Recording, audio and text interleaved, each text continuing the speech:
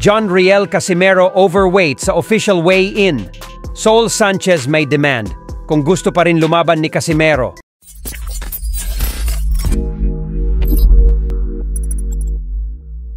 So bukas na ang pinaka-inaabangan na laban ng ating pambato na si former 3-division world champion angas ng Pinas, John Riel Casimero, at ng Meksikano na si Saul Sanchez.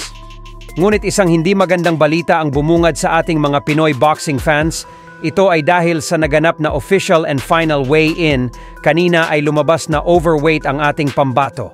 Ibig sabihin nito ay bigong makuha ni Casimero ang tamang timbang sa 120 pound na limit ng super bantamweight division.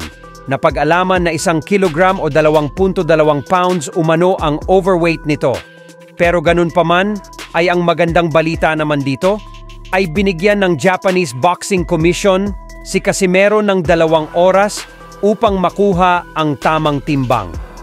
Mahirap ito dahil malaki ang epekto nito sa magiging performance ni Casimero bukas kung sakaling pipigain niya ang sarili na makuha ang tamang timbang.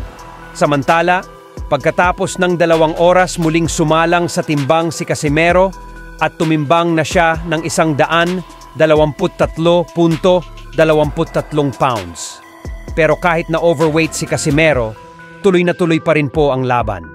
Ngunit may mga kondisyon ito, nagdemand itong kampo ni Saul Sanchez ng rehydration na 10 pounds.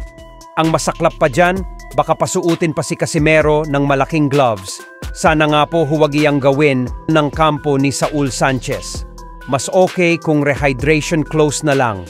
Ang kanyang katunggali naman na si Mexican former world title challenger Saul Sanchez ay walang naging problema sa pagkuha ng tamang timbang.